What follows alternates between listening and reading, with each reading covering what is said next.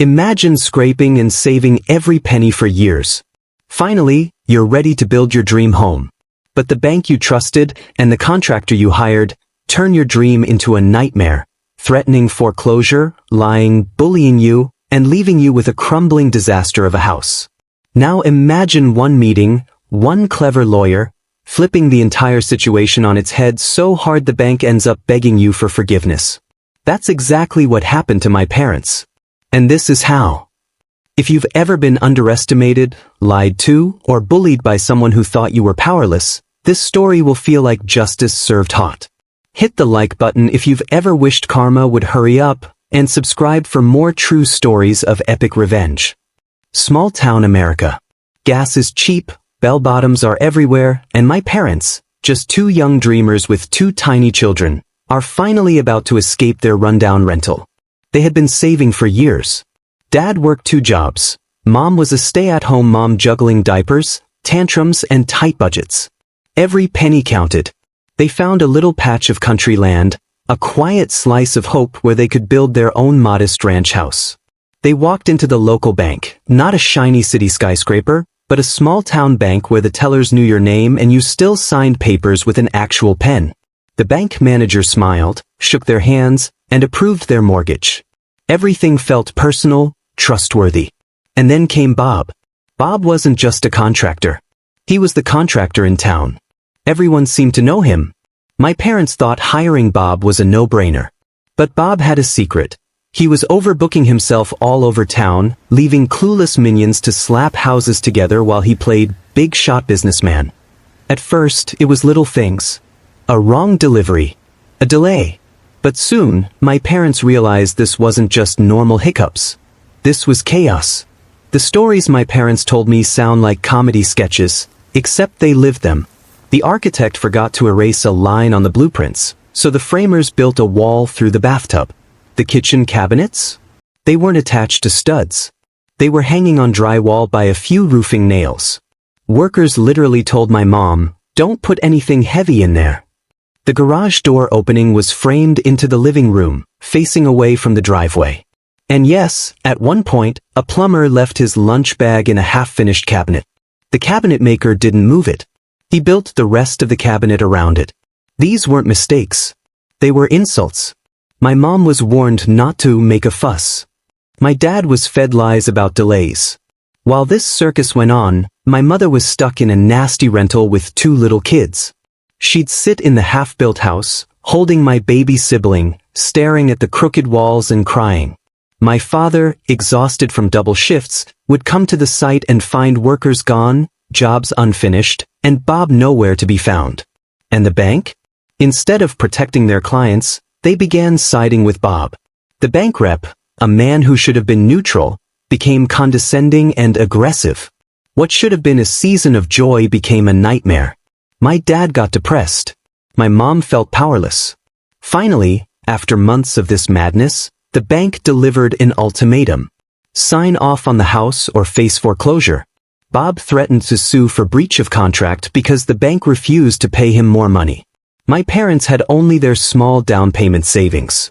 They were scared, truly scared. They couldn't afford a drawn-out court battle. They thought they were doomed. Desperate, my parents went to an attorney named Tom. They brought every piece of paperwork, every photo, every grievance. Tom listened. As my dad spoke, he noticed Tom's expression darken, like he was tallying up the disaster in his head. My parents felt a pit in their stomachs. This was it.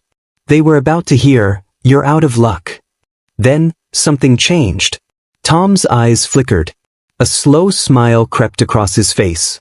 He leaned back and said, "Let's get everyone together for a meeting. Tomorrow." The next day, in a wood-paneled conference room at the bank, everyone gathered. My parents and Tom. The bank's representative and the bank's attorney. Bob and Bob's attorney. Tension hung in the air like a thunderstorm. My mom clutched my dad's hand. My dad stared at the table, jaw tight. Before anyone else could speak, Tom stood up. His voice was calm but carried steel. "Well," he said, "my clients have decided they no longer want this house. Please remove it." Silence. Then laughter. Disbelieving chuckles from the bank's side of the table. Remove it? Are you insane? Tom didn't flinch. In a slow, deliberate motion, he placed a deed on the table. My clients own the land outright. They no longer want the house. Get the house off my client's land. Bob's attorney blinked.